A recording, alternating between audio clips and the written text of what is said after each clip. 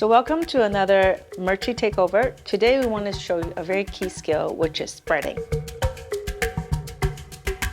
So this is what we call a butter knife, and we call this the handle. This is the teeth.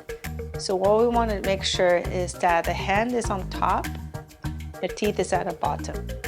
So then what we do typically is when we spread, they will take this corner to corner, right? From corner to corner, then from edge to edge. So we get a nice spread out throughout the whole bread, not just at one little section.